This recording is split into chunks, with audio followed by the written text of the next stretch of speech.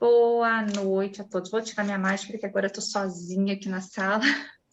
Boa noite a todos. Vamos começar mais uma reunião. Hoje a Érica vai dar continuidade no nosso trabalho do Evangelho. A gente ainda está no capítulo 8, né, Érica? Agora eu estou com... Isso, capítulo 8. Hoje a gente vai falar dos itens 8 a 10. Ótimo. E depois a gente vai ter as vibrações com o Ronaldo, a prece final com a dona Lúcia, e a gente vai dar início a mais essa reunião.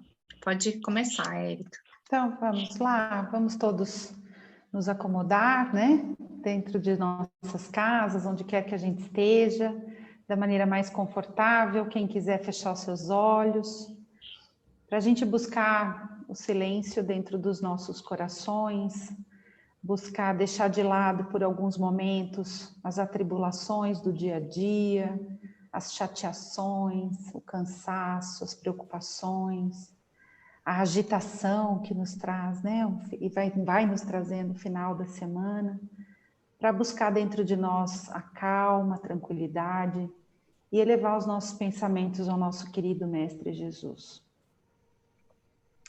Nós queremos, Senhor Jesus, agradecer por mais esta oportunidade de estarmos conectados, de estarmos reunidos, sim, por que não?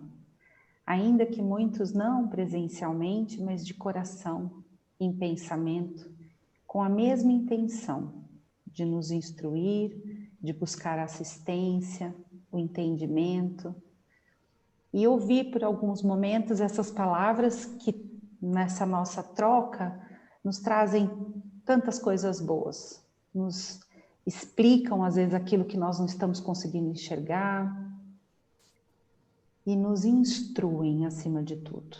Então nós agradecemos a espiritualidade que está sempre presente conosco, que já se faz presente nesse momento também, que aqui está para nos dar assistência, nos dar suporte, para que as atividades dessa noite aconteçam da melhor forma possível.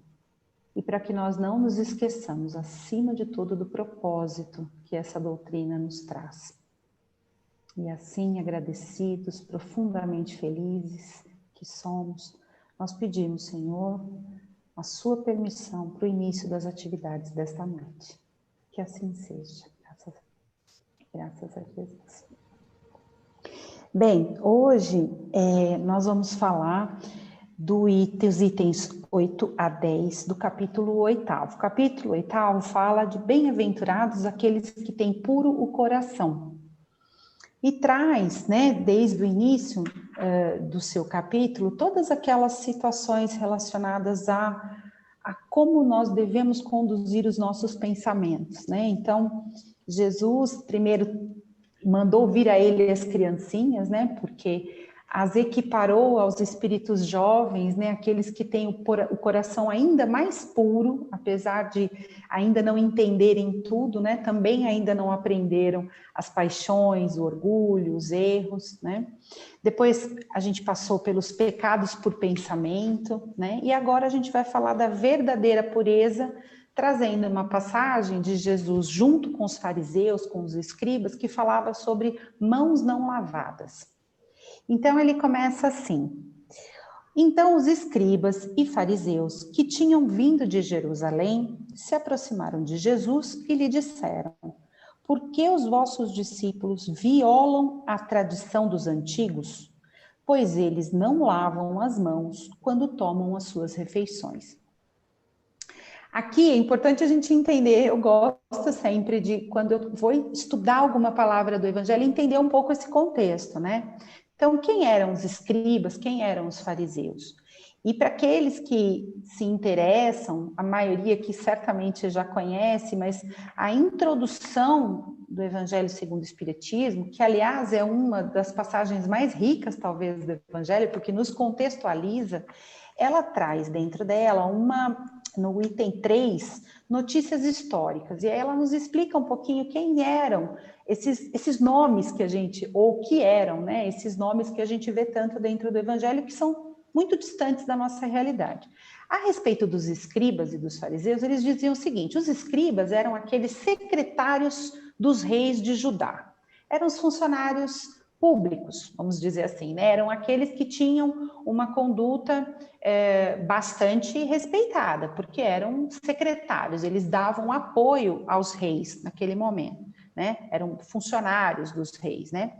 Também era dado esse nome para alguns intendentes dos exércitos judeus, ou seja, alguns que viviam no comando dos exércitos. Então, eram conhecidos como pessoas respeitáveis. Mais tarde, eles ficaram muito conhecidos naquele povo, naquele momento em que Jesus vivia, como doutores que ensinavam a lei de Moisés. Eles conheciam profundamente, ou se intitulavam como grandes conhecedores das leis de Moisés, e eles as interpretavam para o povo.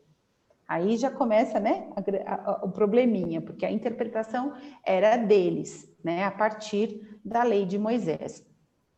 Também existiam os fariseus. Os fariseus já foram quase considerados como uma seita. A introdução fala em seita.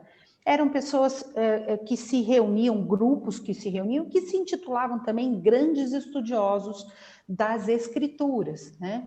E que já existiam muito antes de Jesus. Datam de ano 200 antes de Jesus. Então, foi um povo que também sofreu uma série de dificuldades, etc., mas que foram se fortalecendo, e nessa época em que Jesus vivia, eram pessoas também que tinham um certo domínio, talvez não, mas uma grande influência naquele povo, né? E o comportamento deles, segundo historicamente se diz, era um comportamento muito de ensinar às pessoas qual era a melhor forma de se compreender as leis, a melhor forma de se compreender as escrituras. Porém, sabe-se que eram pessoas que diziam muito, se atinham muito às formas, né? Eram os grandes conhecedores e, portanto, saíam dizendo às pessoas o que deveria ser feito, o que não deveria, o que era certo, o que era errado, mas não tinham ações coerentes com essas palavras. Em muitas situações sabia-se que, de maneira escusa, de maneira oculta, eles não eram bem aquilo que eles diziam tanto. Muito bem, esses povos, né, tanto os escribas quanto os fariseus, eles coincidiam nos entendimentos, né, eles eram muito alinhados. E evidentemente que eles eram muito incomodados com a presença de Jesus, que trazia de certa forma, um novo ensinamento, uma nova forma de se enxergar as leis de Deus, uma nova proposta de entendimento das leis de Deus e uma nova forma de se viver as leis de Deus. Então, tem muitas passagens do Evangelho em que eles tentavam colocar Jesus numa situação difícil, tentavam desafiar os conhecimentos de Jesus e tentavam também, de certa forma, expor Jesus Cristo, aquela figura, para que diante do povo ele ficasse desacreditado, ele ficasse maldito, né, mal falado, porque eles evidentemente se incomodavam muito com a liderança e com toda a inspiração que Jesus Cristo vinha trazendo. Então, quando eles viram um comportamento que naquela época não era socialmente aceito, eles imediatamente questionaram Jesus como uma forma de pressioná-lo, uma forma de colocá-lo numa situação desconfortável. E aí falaram isso, viu? Nós estamos observando aqui que os seus discípulos, quando se sentam à mesa para as refeições, não lavam as mãos. E nesse momento, Jesus disse a eles: lavar as mãos? Ok, vocês querem falar do que é certo e errado? Então nós vamos falar do que é certo e errado. Aqui pode-se entender, então Jesus não era a favor de se lavar as mãos? Isso não tem nada a ver, né? O que ele passou a propor aqui, que essa passagem nos traduz, é que, a despeito disso ser importante, sim, né? Claro, os nossos modos serem algo importante para a convivência em sociedade, eles não podem ser mais importantes do que a nossa conduta, efetivamente. E foi isso que ele começou a responder aos fariseus e aos escribas, aqueles que o desafiaram. Então ele disse: ok, você quer falar de honrar, de lavar as mãos? Então vamos falar a respeito de honrar pai e mãe. Vocês são conhecedores das leis, são profetas da lei de Deus, né? Vocês trazem, vocês profetizam, vocês expõem, ensinam ao povo as leis de Deus, e vocês falam sobre honrar o pai e a mãe, ainda que na prática vocês não o façam. E se vocês dizem o que é certo, mesmo que vocês não façam na prática, para vocês está tudo bem. Mas, na verdade, isso é hipocrisia. Então, ele chamou Os fariseus, ou seja, ele devolveu o desafio com a palavra hipócritas. E ele disse, Isaías, que era o profeta, bem havia profetizado sobre vocês quando ele disse, este povo me honra, né, a Isaías, com os lábios, mas o seu coração está longe de mim. Então, ele trouxe a eles exatamente esse desafio, o de que eles conheciam bastante, ensinavam bastante, mas não exerciam, não exercitavam, não agiam efetivamente conforme aquilo que eles mostravam ao povo que era o mais correto. E aí ele fala uma das frases que talvez nos faça refletir mais, cada um dentro de nós, porque fala sobre o nosso interior, não sobre a forma como as pessoas nos veem. Ele diz assim, Jesus olhando daí sim para o povo, já nem olhando mais para essas pessoas que o estavam questionando. Não é o que entra na boca que enlameia o homem, mas o que sai da boca do homem. E aí ele começa a nos explicar efetivamente que é a partir do que vai dentro de nós e que começa com o pensamento que vem o pior que pode vir de um ser humano. É a partir do pensamento. Desde uma maledicência, do julgamento, do nosso orgulho, da nossa necessidade de nos colocar acima do bem e do mal, até os homicídios, as piores violências, as agressões, os furtos, falsos testemunhos, enfim. Tudo parte de um pensamento. E não é à toa que tanto o Evangelho quanto o Livro dos Espíritos, em tantos momentos, fala a respeito do nosso pensamento. Às vezes a gente se sente protegido pelo pensamento, né? Ah, eu pensei mal, mas eu não fiz nada, né? Como se isso estivesse nos isentando, naquele caso, do mal. E a verdade, o pensamento é só o início disso. Então, quando nós pensamos mal, é o que vai dentro de nós. E aí é que Jesus diz, não é o que entra, mas é o que sai que enlameia o homem, ou seja, não é o que está no externo que nos afeta, somos nós internamente que afetamos o mundo com aquilo que nós pensamos e a partir do nosso pensamento a forma como nós efetivamente agimos, né? Então ele diz, não é o fato de lavar as mãos ou não que faz alguém pior ou melhor, mas sim a forma como nós nos comportamos. E o grande ensinamento, vejam vocês que interessante, né? Naquele momento ele estava falando dos judeus que já haviam negligenciado os verdadeiros mandamentos de Deus para se apegarem à prática de regulamentos estabelecidos pelos homens. Ou seja, a partir da interpretação do homem, muito fortemente, aliás, concentrada nos fariseus, nos escribas, nessas pessoas, nesse grupo, nessa seita, essa sociedade da época, a partir de uma leitura da lei de Moisés, a interpretação veio como bem lhes conviesse naquele momento, né? E aquilo era ensinado para os homens, com as suas interpretações, ainda que a prática não fosse aquela. E aí Jesus diz, nós estamos vivendo um momento em que nós toda a lei de Deus, e nós a forma como se fosse o mais importante, e não a essência, não aquilo que vai dentro de nós. Será que isso aconteceu, meus amigos, ainda hoje? Será que nós nos vemos em situações em que a forma acaba dominando a essência? Para a gente não falar de outras religiões, outras práticas religiosas que nós respeitamos bastante, sempre temos que respeitar, vamos falar um pouquinho do espiritismo. Do espiritismo, não. Vamos falar dos espíritas. Vamos falar de nós. Vamos buscar dentro de nós aquilo que a gente faz de correto ou não. Eu vi uma brincadeira esses dias em algum site, alguma coisa, dizendo assim, o espiritismo é maravilhoso, nós espíritas nem tanto. E é muito aplicável o que vai dentro de nós muitas vezes, porque a leitura, o entendimento, o estudo vai nos fazendo nos iludir, talvez seja a palavra, né? No sentido de que sabedores, de algumas normas, sabedores de alguma lógica universal, né?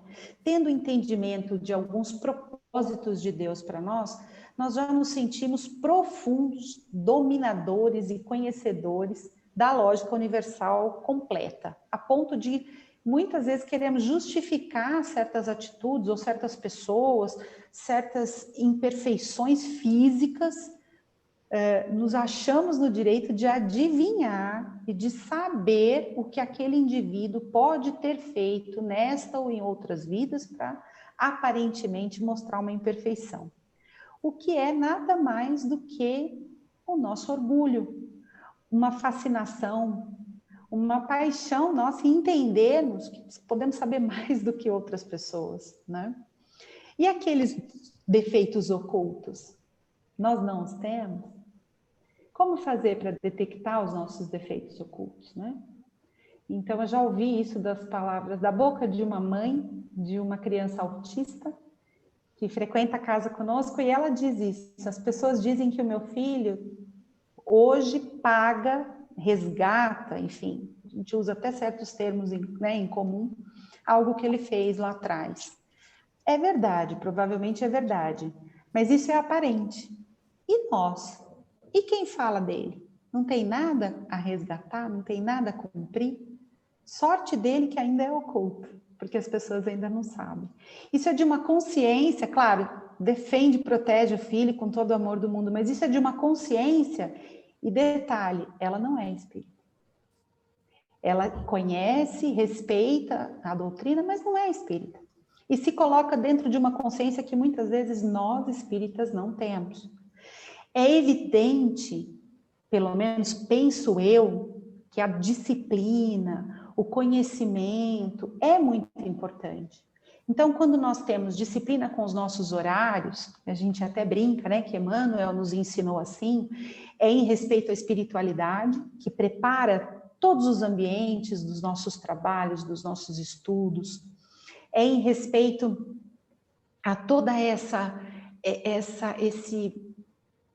essa construção maravilhosa e divina que nós temos dos anjos da guarda, dos guias, dos mentores, para nos intuir, nos ajudar dentro das nossas atividades. Isso é importante. Também é importante que a gente aprenda, por exemplo, que dentro da prática espírita não se faz juntos em volta. Por quê? Porque basta que um conduza para que os outros em mente, em pensamento, o sigam. São determinados procedimentos que são importantes da gente entender como instrução de alguém que é participante de um movimento espírita. Quando a gente vai também para um passe, por exemplo, é importante a gente saber que não há necessidade de nenhum movimento, né? De nenhuma exterioração. Ninguém precisa dar passe em roupa, ninguém precisa dar passe num pertence de alguém para quem nós queremos, né, levar boas energias. Não é preciso sequer que a gente esteja dentro da casa espírita para que a gente possa orar e receber aquilo que a gente precisa.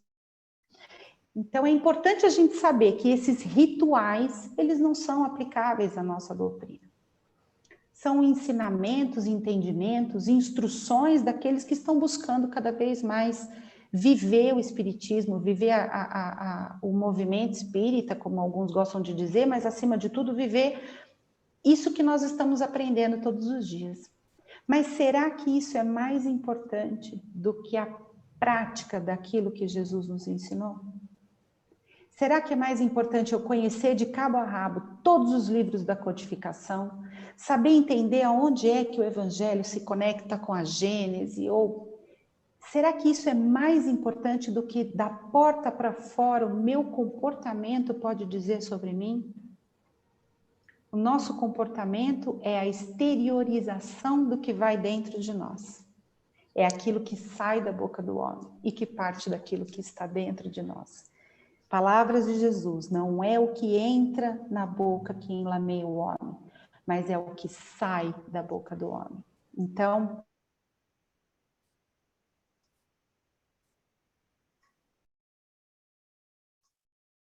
é justamente a de que as aparências, elas não podem jamais ser mais importantes do que a pureza do nosso coração.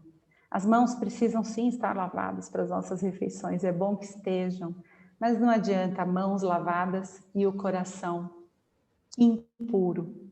O que a gente precisa buscar dentro de nós, como espíritas e como pessoas que humildemente reconhecem as suas imperfeições, assim que nós somos, né? Reconhecemos as nossas falhas, reconhecemos que estamos tão distantes do plano ainda, né, de Deus, que é sermos o plano perfeito, estamos no caminho, mas um caminho longo, distante ainda. Reconhecermos dessa forma e buscarmos exercitar aqueles 2 ensinamentos principais, né? Amar a Deus sobre todas as coisas, esse a gente acha fácil, né? Eu amo, claro que eu amo, mas às vezes eu saio à rua e quando alguém me interpela, me pedindo alguma coisa, eu o afasto de maneira grosseira, porque eu não tenho tempo, ou porque ele quer me enganar. Ou quando eu vejo uma situação fora de um costume social, vamos dizer assim, eu julgo. Ah, olha, aquele ali é diferente. Ou eu digo não a Deus. Em todas essas circunstâncias, né, pelo que a gente aprende, é a Jesus que a gente está negando, né? Então, penso eu que essa seja a grande lição, é do nosso comportamento acima de tudo, a forma como nós queremos viver o Espiritismo, viver a prática do Evangelho, amando a Deus sobre todas as coisas e ao próximo como a nós mesmos. E não existe outra para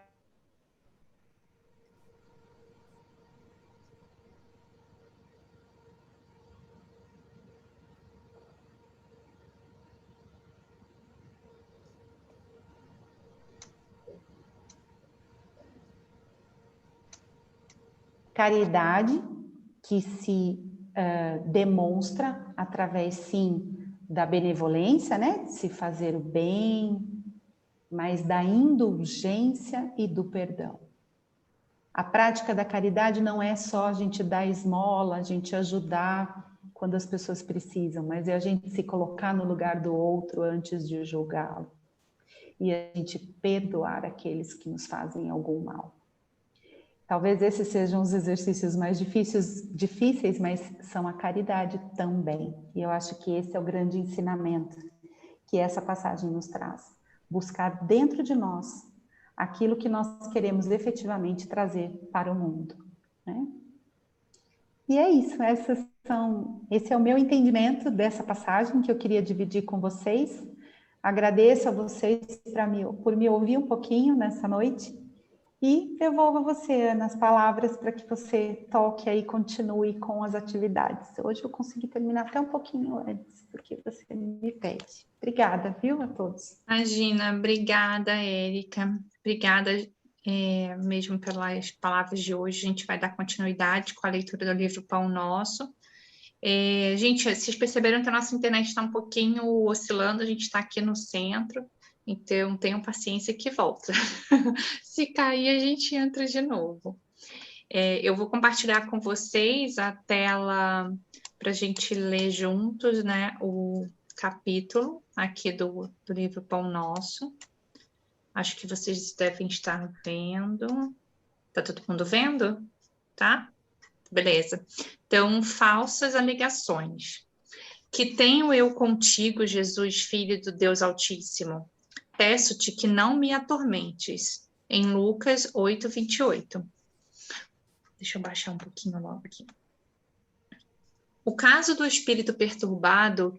Ai, eu acho que a Érica deve estar... Peraí, gente, eu acho que vocês estão vendo a Érica, né? Deixa eu tirar aqui. Eu deixei você com um pin. Aqui, peraí. Vou voltar.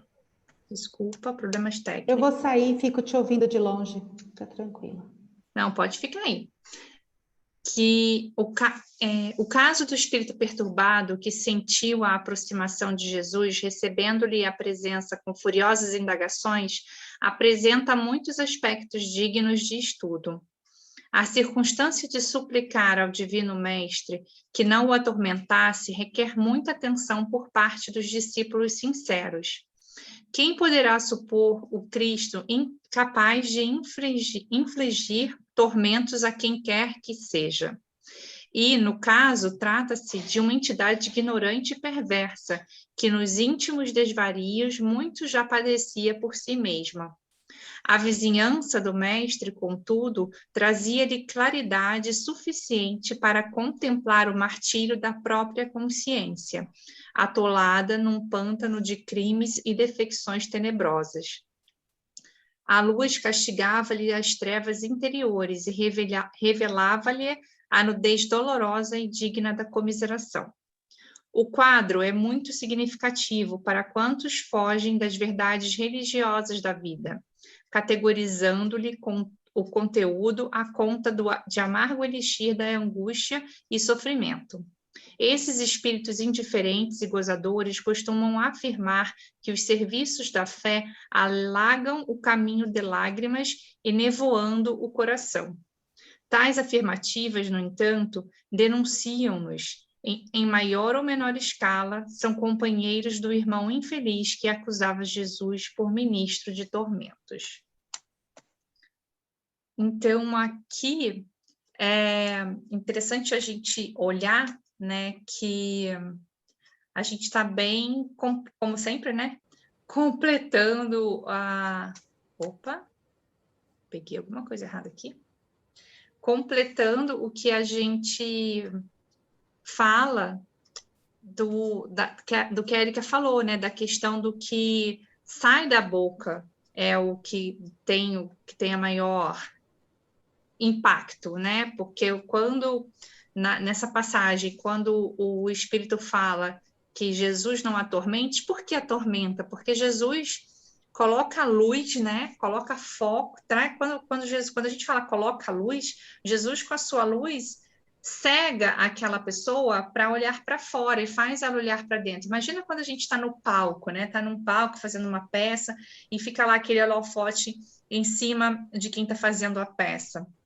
A pessoa não consegue enxergar quem está na frente claramente, porque ele fica cego com aquele olhar. Então, ele acaba tendo que se focar nele mesmo. Então, nesse caso, quando Jesus chega e traz aquela luminosidade, ele faz com que a pessoa olhe para si mesmo e olhe os seus tormentos, né? A sua escuridão, as suas dificuldades em lidar, né, com o bem.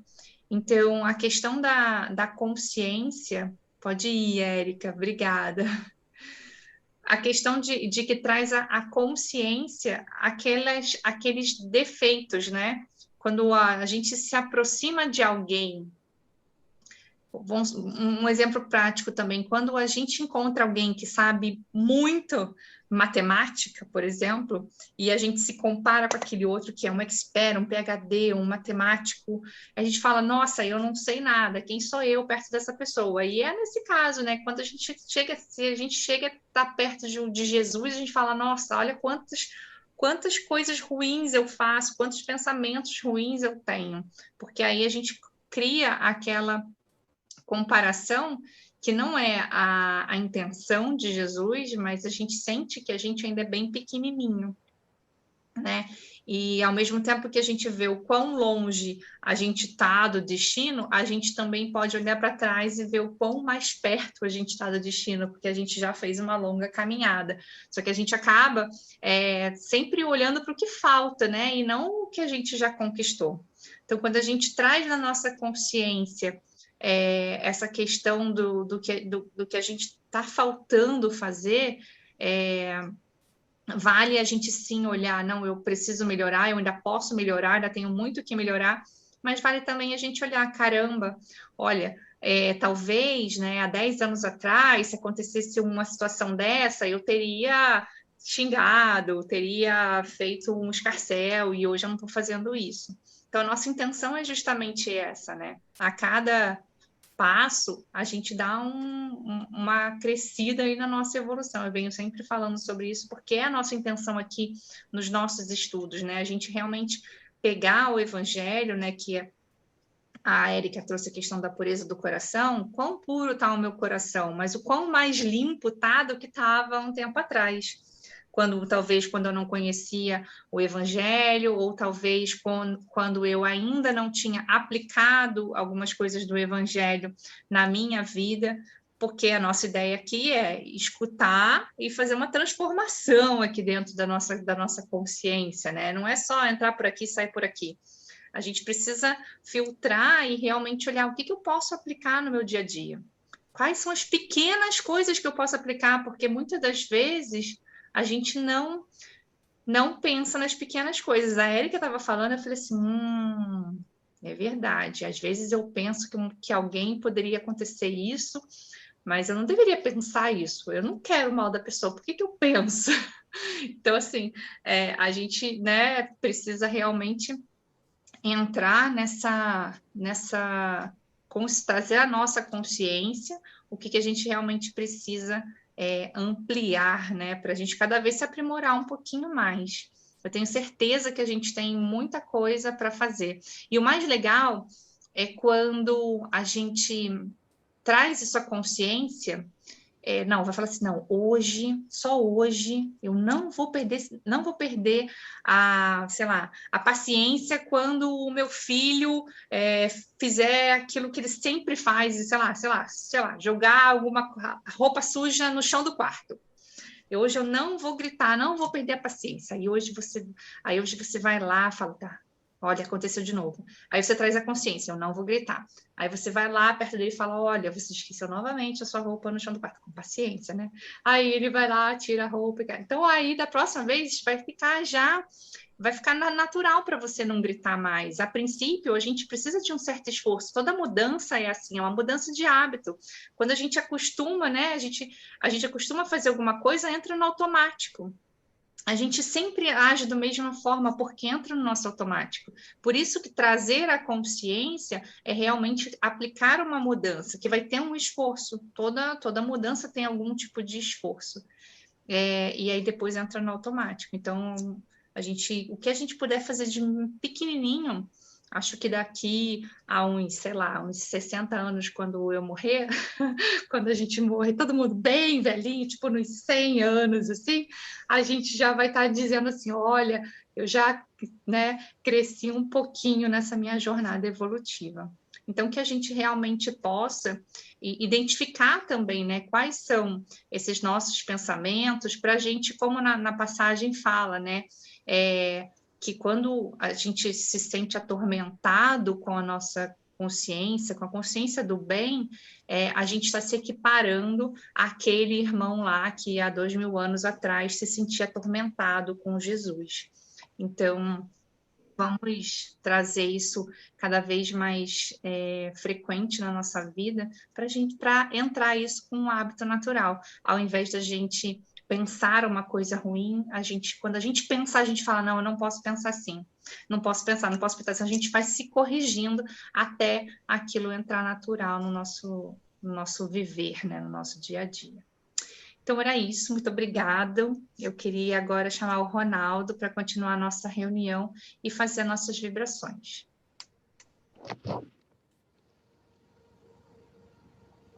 Ok, tá me ouvindo? Sim. Ok, então, beleza. Então, eu convido a todos nesse momento às nossas vibrações, lembrando sempre que vibrações são os nossos melhores sentimentos em forma de oração. E nesse momento, a vibrar muita paz, muito amor e muita luz a todo esse nosso planeta, que anda meio conturbado, né? Vamos vibrar por esse planeta que serve de palco para nossas provas e expiações diárias. Essa escola abençoada que Deus nos matriculou, para que nesse corpo também abençoado que Deus nos deu, a gente possa crescer e evoluir. Vamos vibrar também por todos os países que se encontram em guerras, em lutas ou conflitos de qualquer natureza, para que seus governantes possam promover a paz, a fraternidade e o bem social em suas nações. Vibremos também pelo nosso Brasil, coração do mundo, com a nobre missão de ser a grandiosa pátria.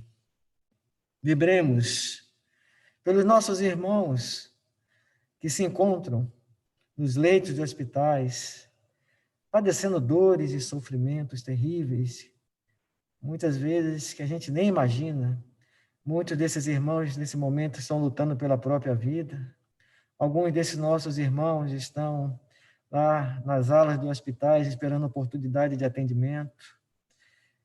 Vibremos também pelos seus familiares que estão aflitos por notícias de seus parentes, diante dessa pandemia que assola todo esse nosso planeta, pelas familiares daqueles que perderam seus entes queridos, que a luz e a misericórdia do nosso Pai envolva a todos eles, dando remédio, bálsamo, dando a eles o lenitivo que tanto necessita para acalmar os seus corações, para consolar as suas almas nesse momento tão difícil. Vibremos também pelos nossos irmãos que se encontram nos albergues, nos asilos, que se encontram, muitos deles, nos próprios lares, nas casas de repouso, esquecidos pelos seus familiares, muitos abandonados pela própria sociedade, para que a misericórdia do Pai, que não abandona ninguém, envolva esses nossos irmãos e nesse momento eles possam sentir a presença grandiosa do Pai em seus corações, trazendo o refrigério que eles tanto necessitam. Vibremos muita paz, muito amor e muita luz aos nossos legisladores, nossos políticos, nossos governantes, para que eles possam promover nesse nosso querido Brasil o bem social a toda essa nação brasileira. Vibremos também pelos nossos irmãos, nossos jovens, a esperança da humanidade, dessa nossa humanidade de dias melhores, para que mãos abnegadas possam conduzir esses nossos irmãozinhos através dos ensinamentos do nosso Mestre Jesus, e assim eles possam, no futuro que não seja tão distante, fazer desse planeta um mundo de regeneração.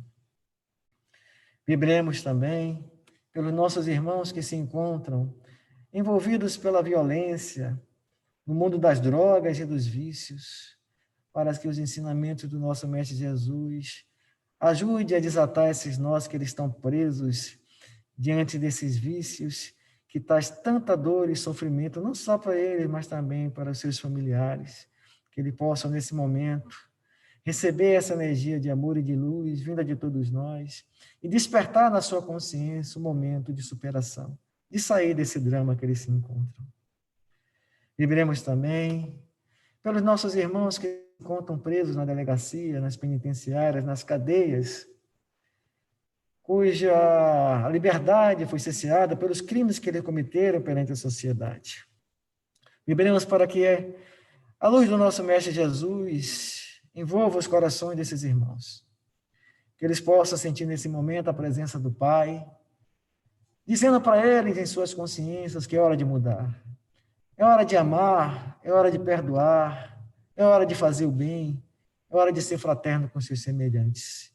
E vibremos também por todas as suas vítimas. Vibremos muita paz, muito amor e muita luz pela implantação do Evangelho do Cristo em todos os lares, pela união de todas as religiões em torno do nosso Mestre Jesus.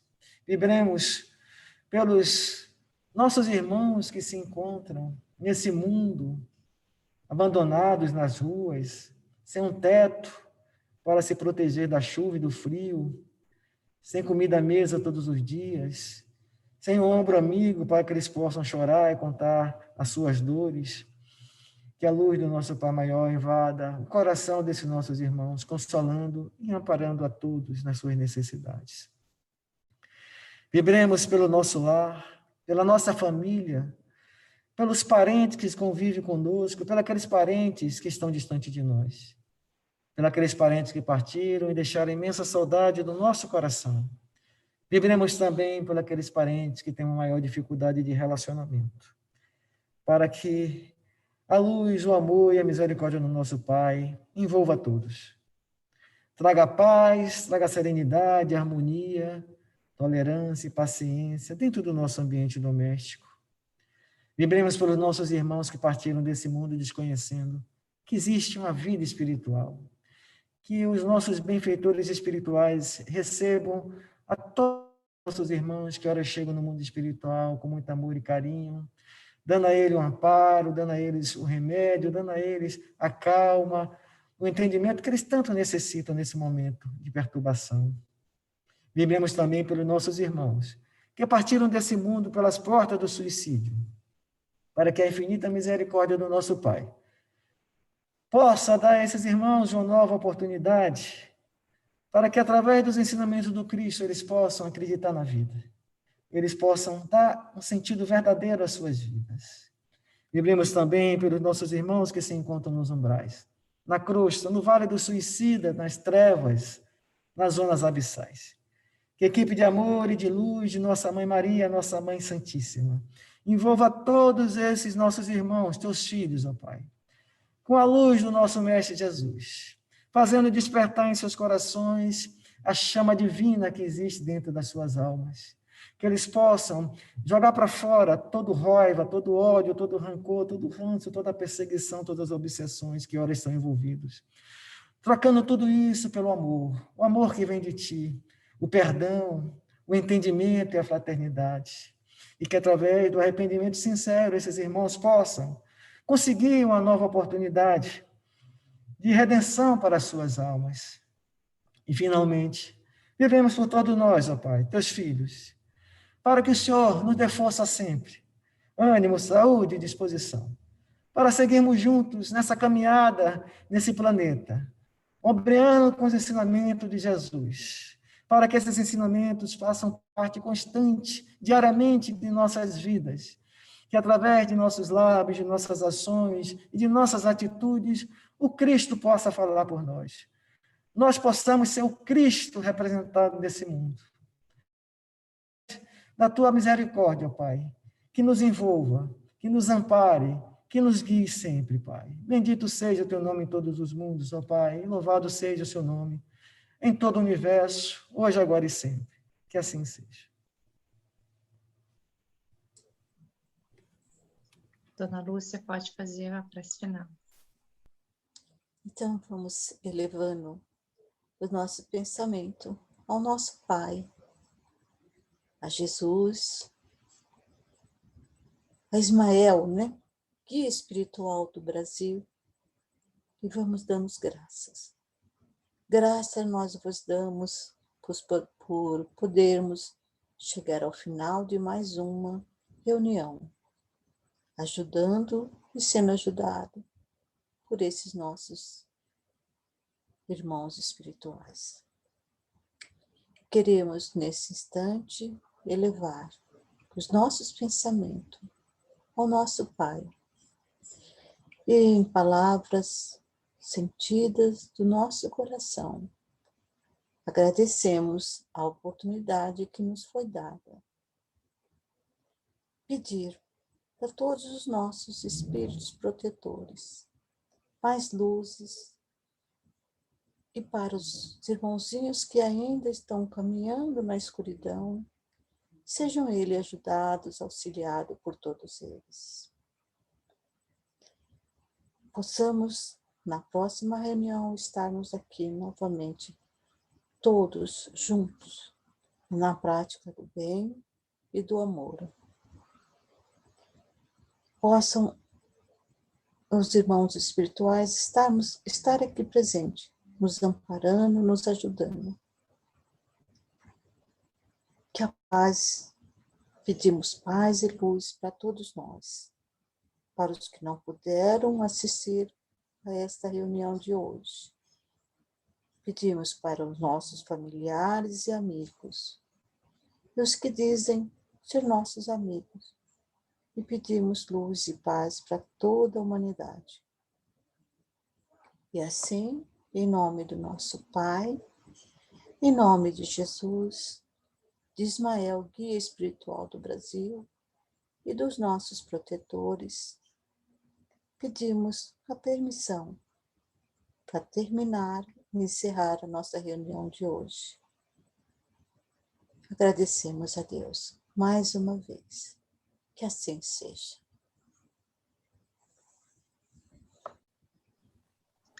Obrigada, pessoal. Muito Boa noite, gente. boa noite, todo mundo. Boa noite, Mônica. Boa noite, Lúcia. Boa noite, Déia. Boa noite para todo mundo.